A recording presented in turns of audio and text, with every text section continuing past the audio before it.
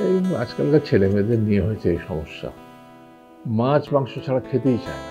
আল্লাহর রহমতে ওরা একটা ভালো চাকরি পাবেই। আমার খালু নেই, মামা নেই, চাচা নেই, জ্যাঠা নেই, বড় ভাই নেই, এখানে মেধার কোনো দাম নেই বাবা। আমরা এখন কি নিয়ে বাঁচবো? এই বিচারটা কে করবে?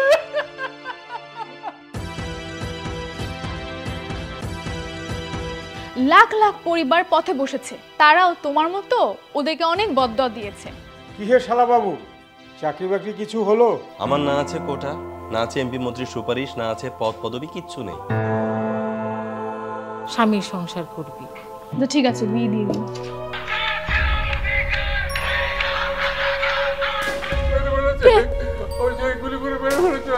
ওদেরকে হসপিটালে নেওয়া হচ্ছে, ওদেরকে চিকিৎসা করাতে হবে, রক্ত দিতে হবে, আমাকে যেতে হবে বাবা। না না না, আমি তোকে কোথাও যেতে দিব না বাবা। রাস্তায় নেমে কার গুলি খাওয়ার শখ হয়েছে? তুমি রাস্তায় নামবা? ওদের ক্ষমতার কবর রচনা না করে ছাত্ররা কোনোভাবেই ঘরে ফিরবে না। আর এই অবস্থায় আমরা দুই ভাই বোন বাড়িতে চুপ করে বসে থাকবো?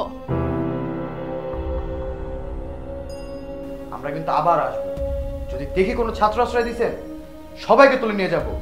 আমার ছেলে মেয়ে দুটো এতিম হয়ে যাবে তো। হ্যাঁ, কি হয়েছে?